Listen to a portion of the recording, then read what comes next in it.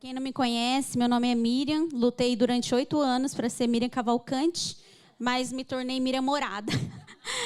Se vocês não sabem, o nosso sobrenome não é Morada, é Cavalcante. Mas a gente é reconhecido por aquilo que a gente faz, geralmente, né? Então a gente se tornou Morada, amém? Glória a Deus. Sou esposa do Brunão. Dizem, né, as pessoas que atrás de um grande homem... No caso, eu não sou muito grande, entendeu? Mas, glória a Deus, estou brincando, gente, só para vocês. Abra aí, Romanos, capítulo 11.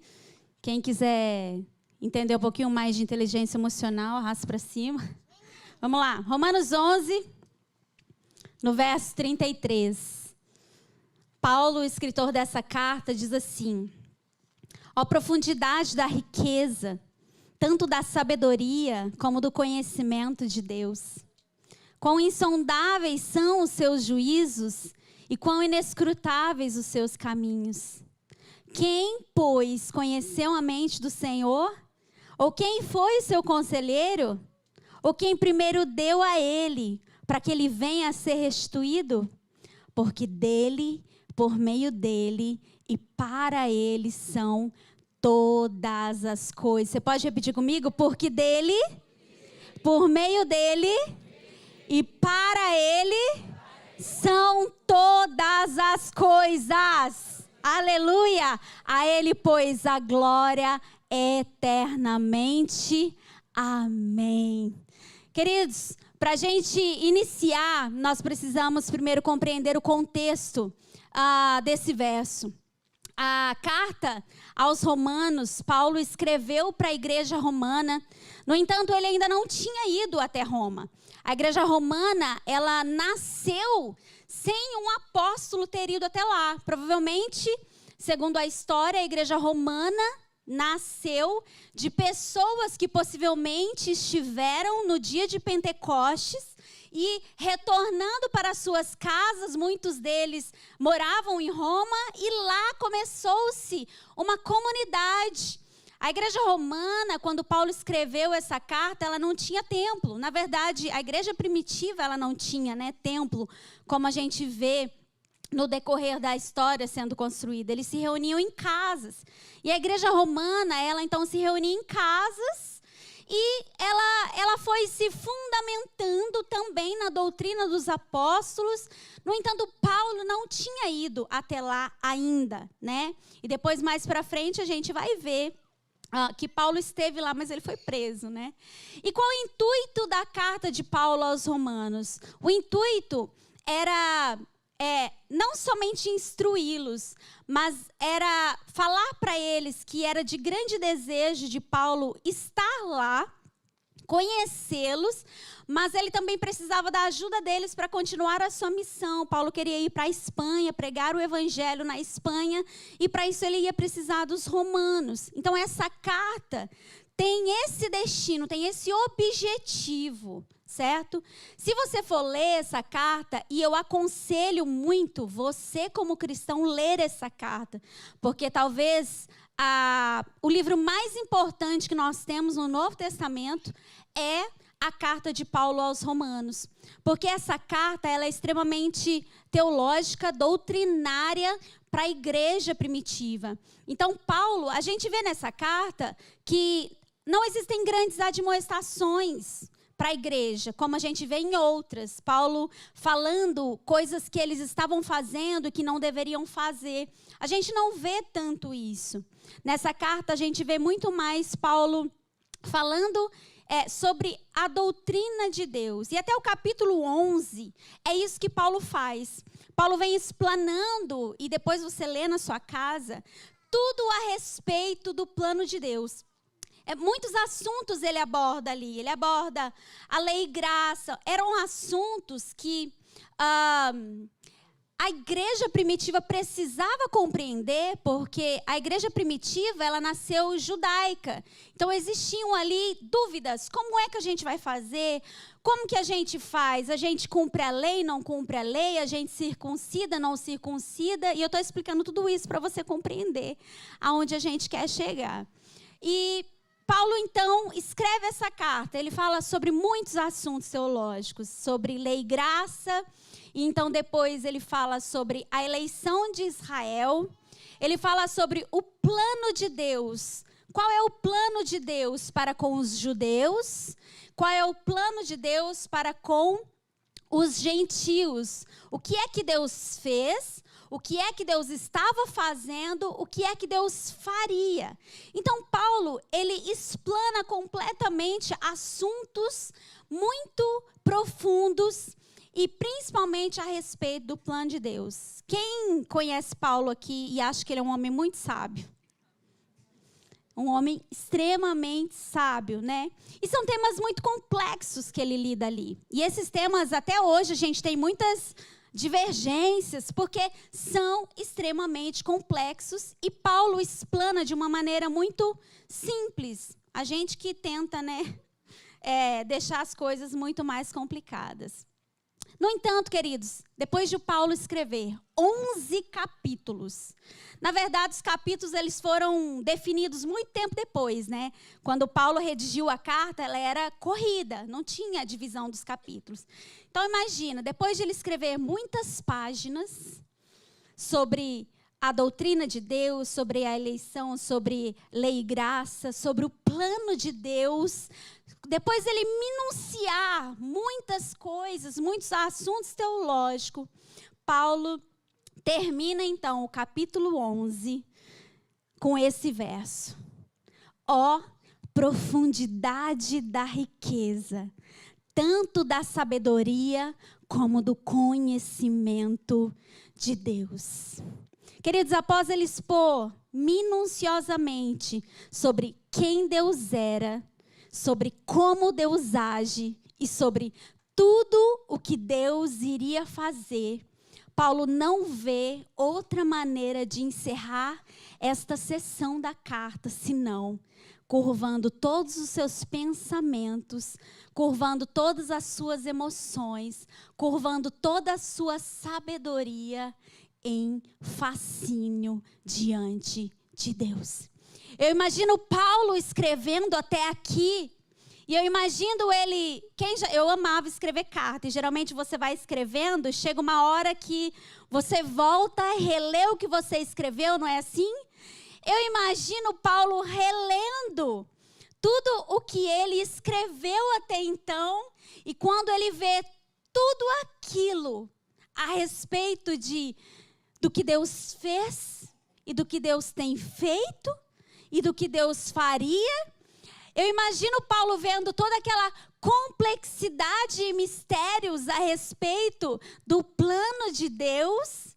Paulo, então, não tem outra maneira de encerrar esta sessão senão se curvando diante da profundidade que é conhecer a Deus.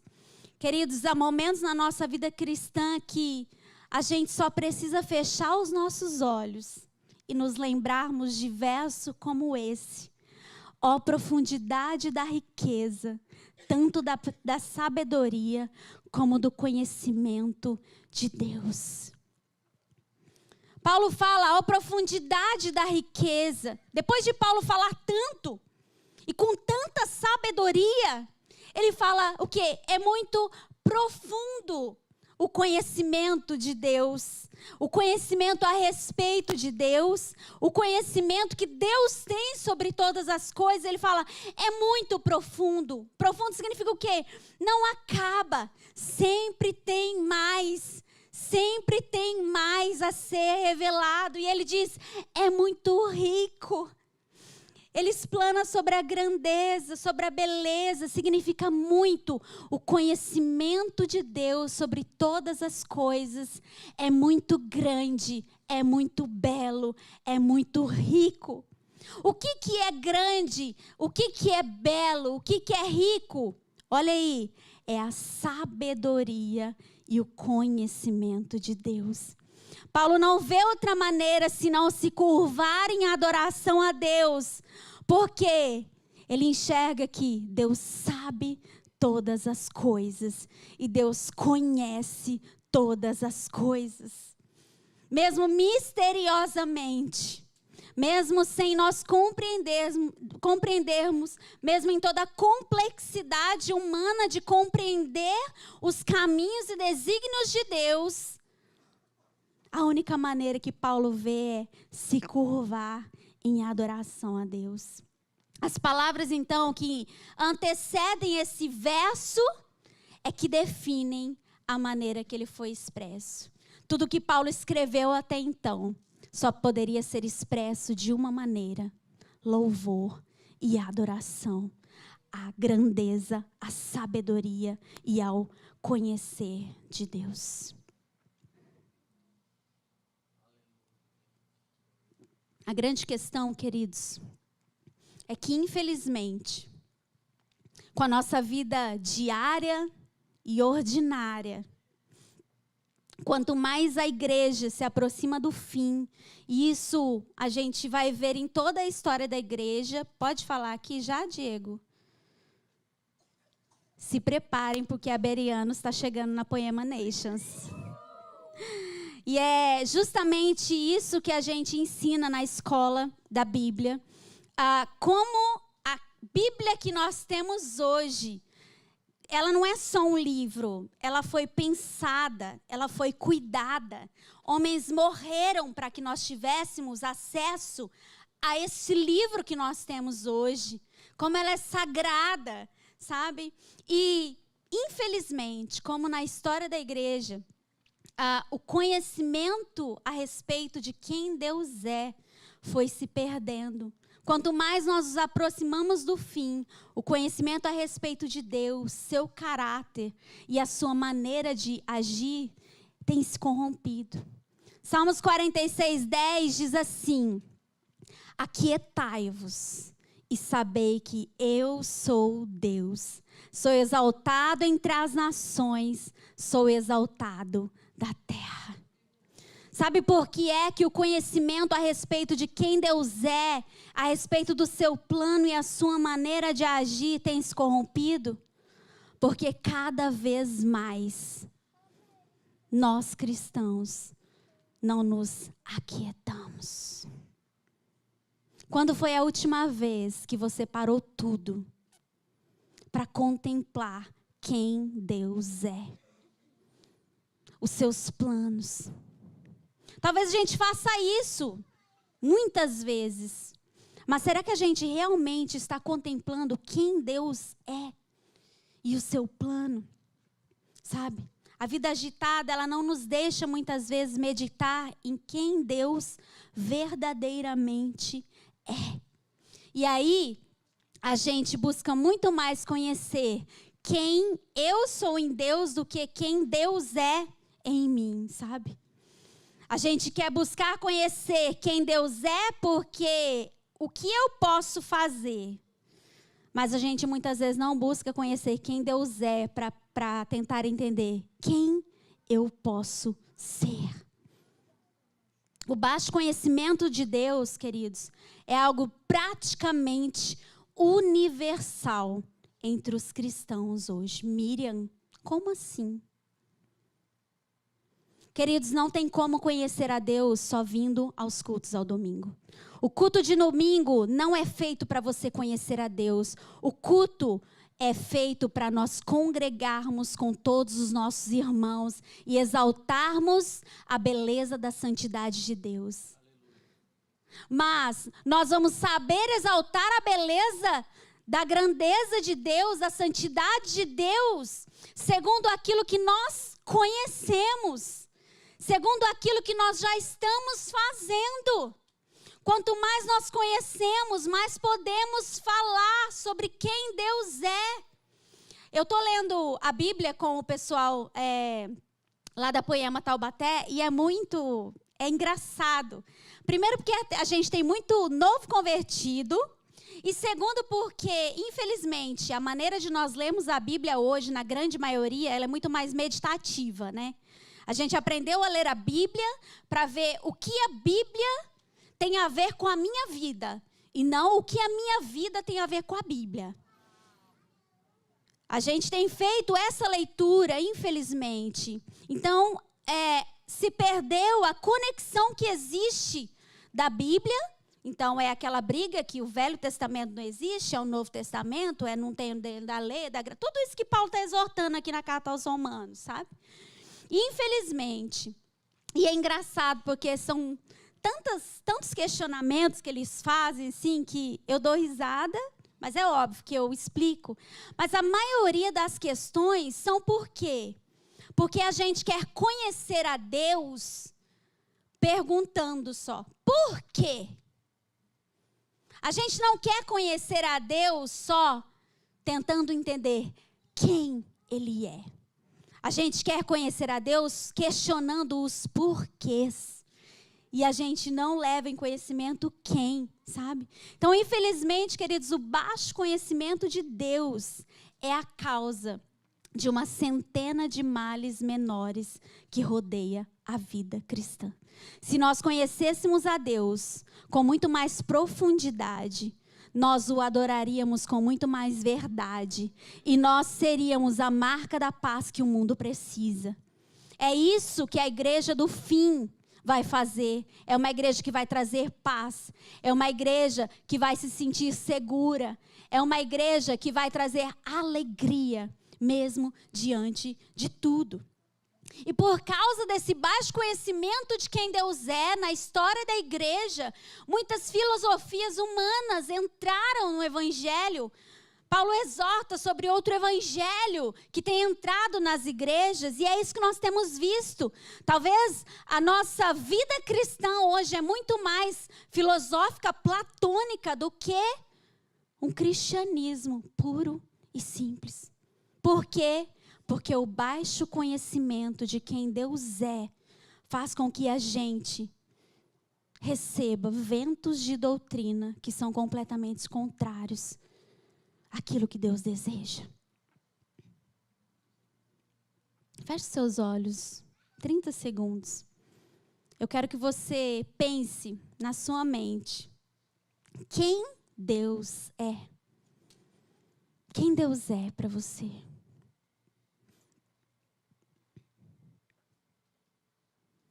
Pode abrir os seus olhos. Eu sei que talvez muitos pensaram coisas boas, e talvez a grande maioria. Deus é bom, Deus é grande, Deus é santo, Deus é luz. Eu não sei se alguém pensou aqui que Deus é fogo, que Deus é justiça.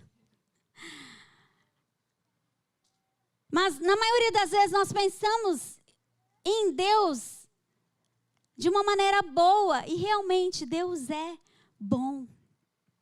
A W. Tozer diz assim: aquilo que nos vem à mente quando pensamos em Deus determinam o nosso futuro espiritual. Então, aquilo que te veio à mente determina o seu futuro. Agora, a pergunta que eu quero fazer é: você consegue definir Deus com uma palavra somente? E no dia que Deus se manifesta de outra maneira, quem Deus é? Será que Deus continua sendo Deus? A nossa saúde espiritual, então, ela é proporcionada. Ela é equivalente àquilo que nós pensamos a respeito de Deus. E é por isso que precisamos, como cristãos, ter um conhecimento correto e completo a respeito da pessoa de Deus. Então, nós não precisamos entender os porquês, nós precisamos sim conhecer, mas a base do nosso conhecimento de Deus deve ser quem Ele é. Quem Ele é.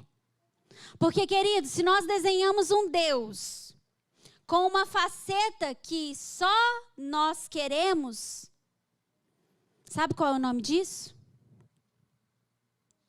Idolatria. Infelizmente, como igreja de Deus, nós estamos muitas vezes idolatrando um Deus que talvez não seja o verdadeiro Deus. Olha só o que é idolatria. A essência da idolatria é atribuir feitos a alguém inferior a Deus. Então, todas as vezes que você pensar em Deus, é isso que Paulo Todas as vezes que nós pensarmos em Deus, Ele precisa ser muito maior do que aquilo que nós pensamos, do que aquilo que nós imaginamos. Porque Ele não cabe em um desenho apenas.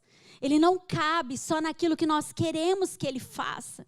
Deus se manifesta de inúmeras maneiras. E é por isso que nós precisamos conhecê-lo. Porque hoje Ele vai se apresentar de uma forma, amanhã de outra. A gente tem nossa logo, coloca o diamante aqui. Eu costumo dizer que conhecer a Deus é como um diamante. Você vê uma face dele, mas você não vê ele por completo, concorda comigo?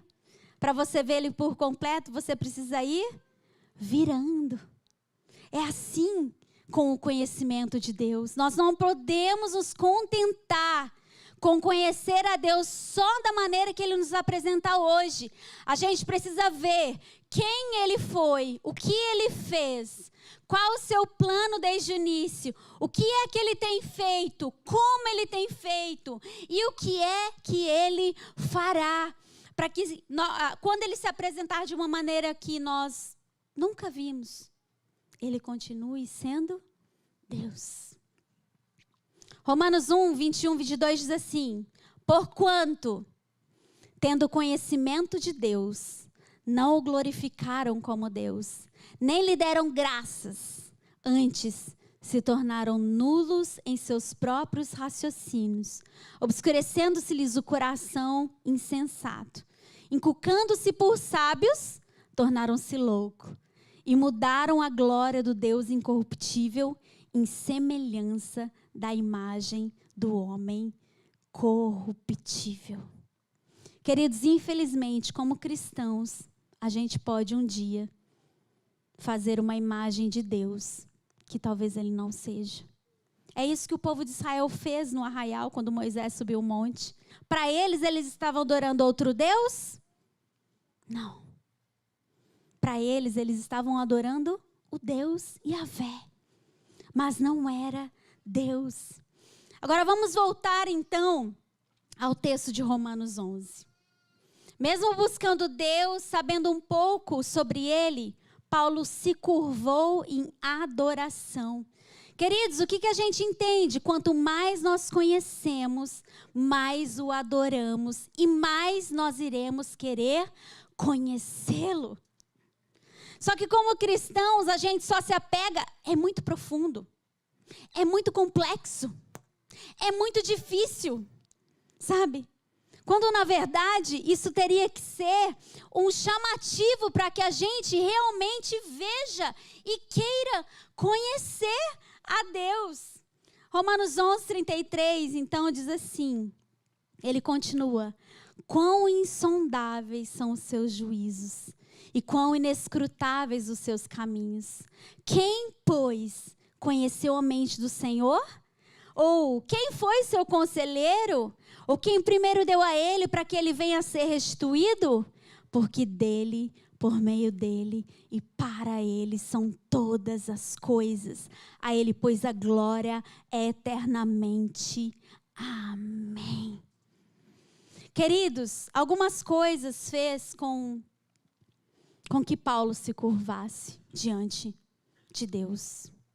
Primeiro, ele se curvou diante de um Deus complexo. Ele diz assim: quão insondáveis são os seus juízos, ou seja, é inexplicável tudo o que você faz. É inexplicável a maneira como você julga. É inexplicável. Quando eu falo de idolatria, queridos, é justamente isso, sabe? A gente entrou agora no livro de Êxodo e a galera não consegue entender como Deus deixa coisas ruins acontecerem. A galera não consegue entender. Por quê? Porque Deus é igual a homem. E eu falo para eles, gente, Deus não é homem. Deus é Deus. E eu gosto muito da frase, Deus a gente entende amanhã. Porque amanhã nós vamos ver por que é que Deus fez todas essas coisas. Só que para a gente compreender, nós precisamos conhecer.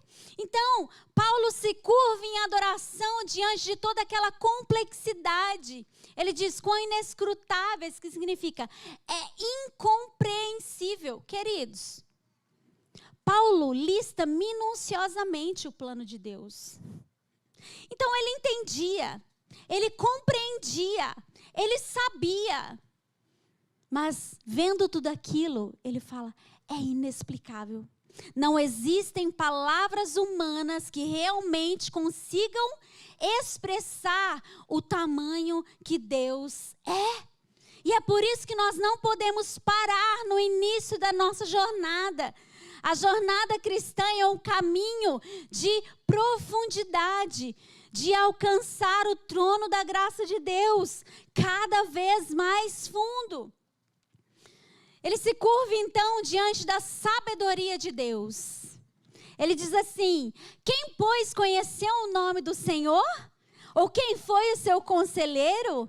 Ou quem primeiro deu a ele para que venha ser restituído? Deus, ele é soberano e a gente nunca vai entender. Porque ele já vê o que aconteceu antes mesmo de ter acontecido. Mas, queridos, essa é a complexidade que fez com que Paulo se rendesse em adoração a Deus. Um Deus complexo, um Deus inexplicável, um Deus com caminhos e juízos insondáveis, um Deus com tanta sabedoria, um Deus que já sabe aquilo que a gente vai falar antes mesmo de sair da nossa boca. Mas é esse mesmo Deus que mesmo sabendo, deseja que você fale. É esse mesmo Deus, incompreensível, inexplicável, grande, sábio, onipotente, que sabe todas as coisas. É esse mesmo Deus que no plano dele deseja habitar com o seu povo. É esse mesmo Deus inexplicável e grande que diz que ele é adorado em meio aos louvores do seu povo. É esse mesmo Deus grande que deseja habitar com seres tão corruptos, tão imaturos, tão pequenos. Você já viu um Deus assim?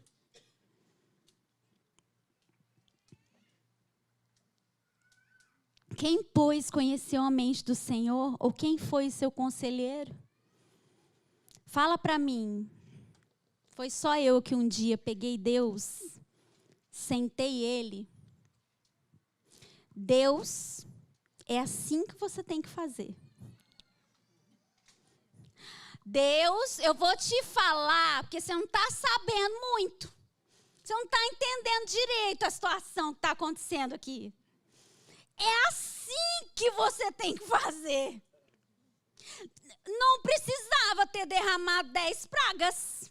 Não precisava. Não precisava ter mandado o povo para parar na frente do mar. Não precisava. Não precisava. Só que sabe quando eu falo que Deus, gente, só entende amanhã? Se eles não estivessem em frente ao mar, eles nunca teriam visto o mar se abrir. Se ele não tivesse derramado as 10 pragas, eles nunca conheceriam o poder de Deus em proteger o seu povo diante da morte. Então, queridos, não tem como nós falarmos, não existe ninguém que conheceu a mente do Senhor. Não existe ninguém capaz de aconselhar o Senhor. Não existe ninguém que deu para Ele e depois tem o direito de pedir restituído. Foi só eu que um dia falei, Deus, lembra aquela semente? Oh Deus, então, sabe aquela música? Ninguém no grego, sabe o que significa, gente? Ninguém. Ninguém tem o direito de aconselhá-lo e de dar para Ele e depois pedir de volta, porque Ele é Deus. Se eu estou fazendo isso, então que Deus é que eu estou adorando? Que Deus é que nós estamos adorando? Será que nós estamos querendo um pai que faz tudo o que nós queremos? Então nós somos crianças mimadas. E tem sido assim ultimamente, né? Infelizmente. Né? Quem manda na casa hoje são os filhos. Na casa de Deus não é assim, na casa dos cristãos também não, queridos. Nós, como pais, nós temos o poder de instruir os nossos filhos. Eles são imaturos, eles não sabem o que querem. Eles não conseguem estabelecer caminhos. Nós precisamos instruí-los. Mas talvez, será que a gente não é um pouquinho mimado? E a gente quer como chama? Educação positiva, né? Será que não é assim que a gente quer que Deus nos eduque? Educação positiva? Deus vem e fala, ô Miriam, o que é que você quer hoje? Hoje, você gostaria de uma tribulação leve, momentânea ou nenhuma? O Bruno falou, você quer uma bênção ou uma tribulação misteriosa? Será que a gente não tem criado um Deus querendo uma educação positiva? A palavra dele diz que ninguém. Por quê? Porque ninguém consegue compreender quais são os caminhos de Deus, porque Ele está lá em cima. É assim que eu gosto de falar sobre a soberania de Deus. É como se Deus estivesse em cima de um prédio muito alto. E Ele vê dois carros completamente opostos. Os dois em alta velocidade. E aí, Deus está vendo o que vai acontecer já. Só que eles, caminhando, não conseguem ver. Isso é a soberania de Deus. Ele está alto. Para Ele não existe tempo. Para Ele não existe isso que nós vivemos, o segundo, minutos, horas. Para Ele, tudo que antes de acontecer já aconteceu, porque Ele já designou todo o final. E essa é a maravilha de Deus, porque mesmo um Deus complexo, Ele deseja relacionamento. Mesmo um Deus tão profundo e rico, deseja ser pessoal. E por fim, o que fez com que Paulo se curvasse em adoração a Deus, ele se curva diante da sua glória. Ele termina assim, porque dele, por meio dele e para ele são todas as coisas. Todas as coisas. Miriam, todas as boas e as ruins. Só que geralmente a gente atribui a Deus somente as coisas. O que é que nós temos feito com as coisas ruins? Será que a gente fala que foi Deus ou foi o diabo? Porque muitas vezes a educação de Deus, ela envolve. Foi assim as 10 pragas. Foi assim o mar, que eles quase não sabiam o que fazer. Foi assim no deserto. Foi assim com o próprio Jesus. Muitas vezes aquilo que nos acontece tem a ver com aquilo que Deus vai fazer. E será que quando essas coisas acontecem, a gente pega o Deus que a gente formou, olha para o que está acontecendo.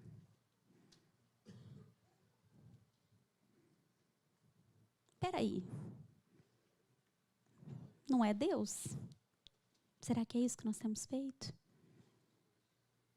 Ou será que quando essas coisas acontecem, a gente analisa, a gente busca conhecer, a gente tenta ir mais fundo, a gente tenta compreender os seus caminhos. E se a gente não compreende, a única coisa que nós podemos fazer é nos render em adoração, porque amanhã nós teremos a revelação daquilo que Ele está fazendo.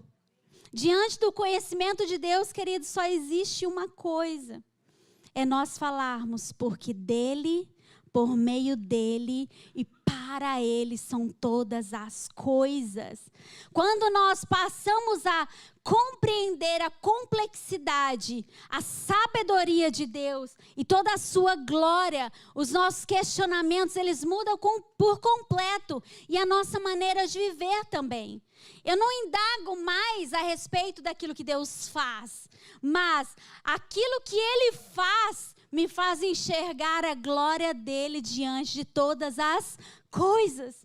Tudo aquilo que Ele faz me faz enxergar a glória dEle e me leva para mais fundo, para mais profundo.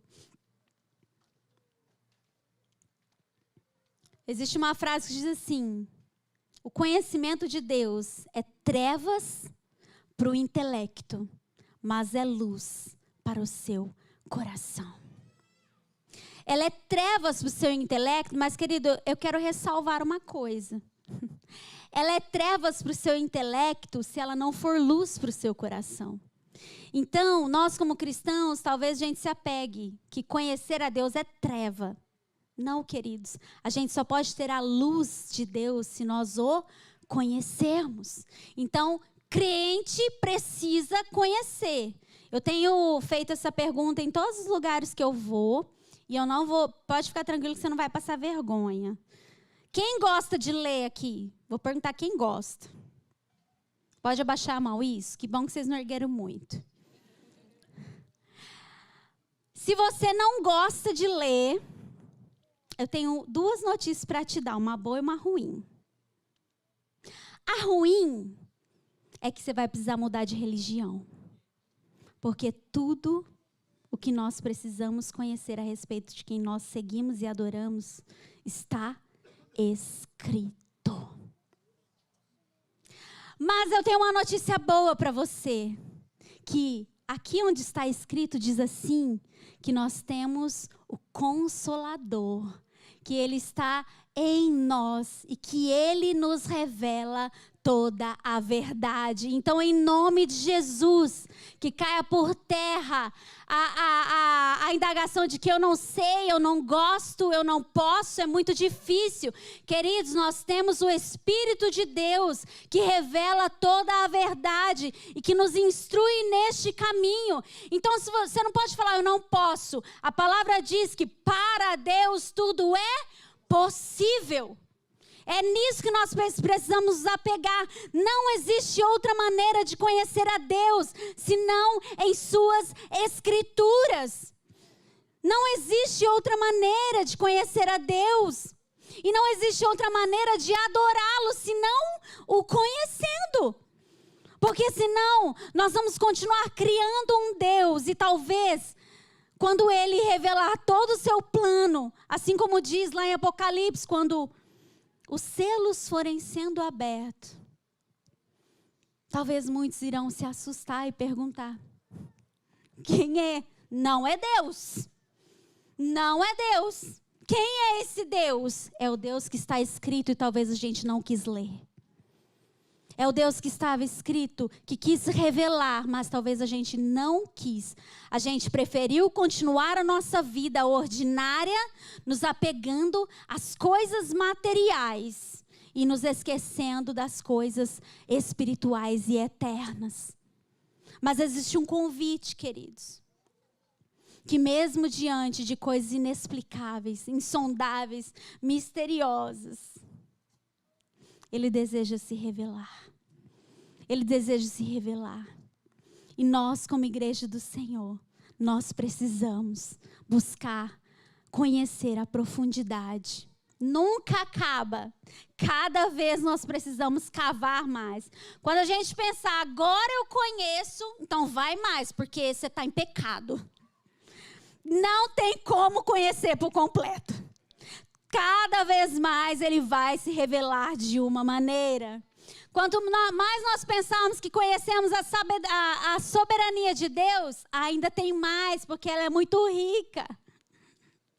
E quanto mais nós o conhecemos, mais nós veremos a revelação da sua glória sobre a nossa casa, da sua glória sobre a nossa igreja, da sua glória sobre a nossa cidade, da sua glória sendo revelada a toda a terra. Para finalizar, João 17:3 diz assim: e a vida eterna é esta, que te conheçam a ti, o único Deus verdadeiro, e a Jesus Cristo, a quem enviaste. A nossa jornada espiritual, ela depende do nosso conhecimento sobre Deus. A gente precisa saber que Ele é um Deus pessoal. Mesmo não precisando de nós, Ele deseja revelar o seu plano. Para que a nossa oração não passe a ser: Deus, o que a Bíblia tem a ver com a minha vida? Não, Deus, o que é que o Senhor está fazendo hoje? Eu posso participar? Eu posso fazer alguma coisa?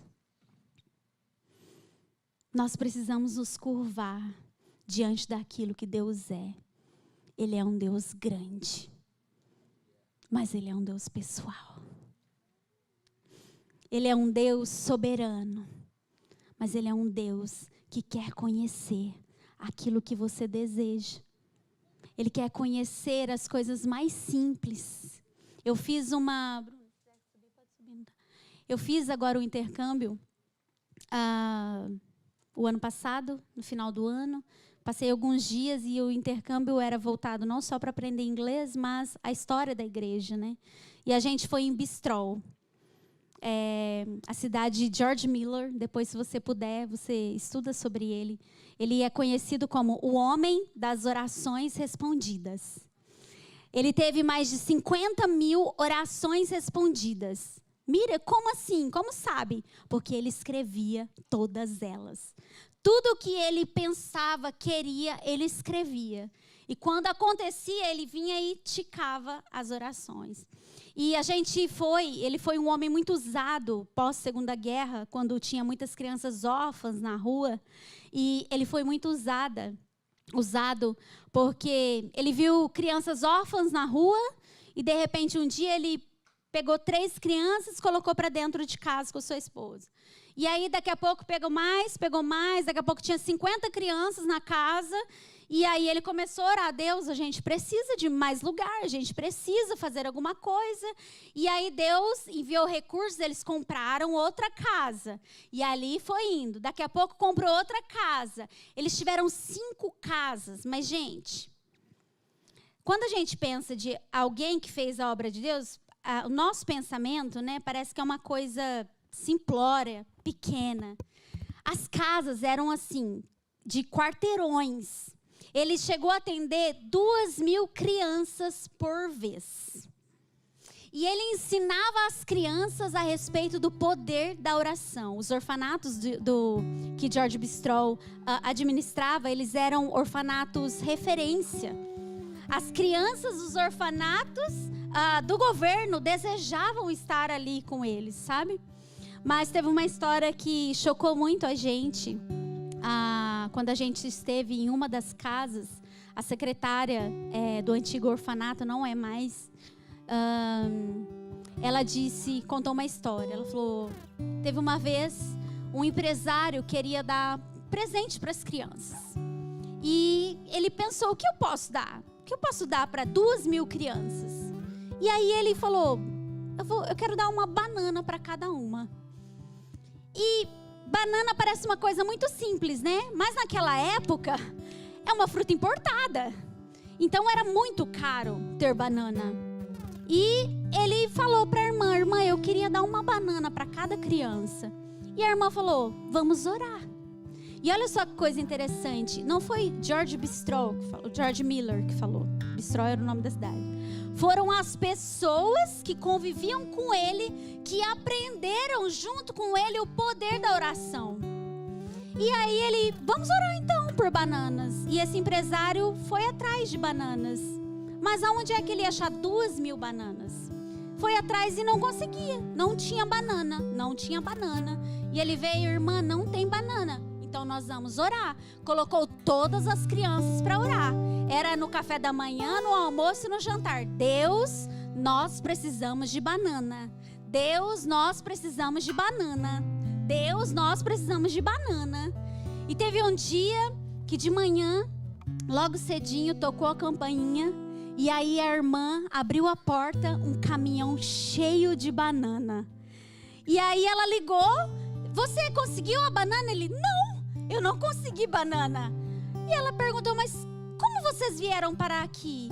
E o motorista do caminhão falou: eu estava esperando para poder descarregar a banana na feira, mas não tinha tempo e eu ia só poder descarregar daqui a alguns dias e ia estragar tudo. Então eu ia ter que jogar fora. E aí uma pessoa chegou e falou: olha, tem um orfanato. Talvez as crianças gostem de banana. Querido, sabe quantas bananas deu para cada criança?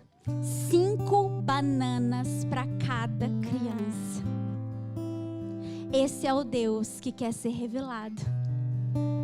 Um Deus tão grande, um Deus incompreensível, um Deus inexplicável, um Deus soberano, um Deus maravilhoso, mas que por mais que Ele saiba tudo, saiba de todas as coisas, por mais que Ele já tenha decretado todas as coisas, é do desejo dEle que a gente, como filhos, o conheça, para saber que tudo que nós sentimos, tudo que nós pensamos, tudo que nós queremos é importante para Ele, porque importa para Ele que a gente o conheça. Para no dia que nós queremos alguma coisa, saber logo de prontidão: isso aqui não é o que Deus quer. Esse é o Deus, é isso que fez com que Paulo se curvasse em adoração a Ele. Depois de explanar sobre tudo que Deus faz, irá fazer, só tem uma coisa, queridos: quanto mais nós conhecermos a Deus, a única coisa que nós vamos fazer é nos prostrar e adorar. É este o cenário que nós vemos no fim, o cenário dos anciãos entregando a sua coroa, vendo que não há outro digno, não há outro digno, não há outro santo, não há outro digno, não há outro digno, não há outro digno de abrir o livro, não há outro digno, não há outro Deus tão maravilhoso que deseja se revelar a seus filhos, não há outro Deus tão maravilhoso que deseja estar com a sua criação. Essa é a vida eterna. É isso com que fará com que naquele dia, quando Ele vier, então Ele vai chegar para um e falar: uau, eu conheço você. Eu conheço. Pode entrar.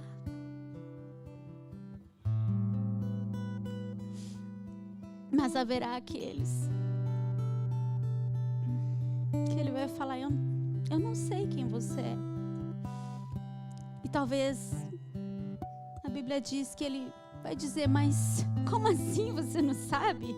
Eu fiz meu devocional todas as manhãs, eu fui ao culto de domingo todas as vezes, eu preguei, eu expulsei demônio, eu falei sobre... Como você não conhece? Queridos, o Senhor deseja se relacionar conosco para que nós saibamos quem é que nós somos em Cristo Jesus. Esta é a vida eterna.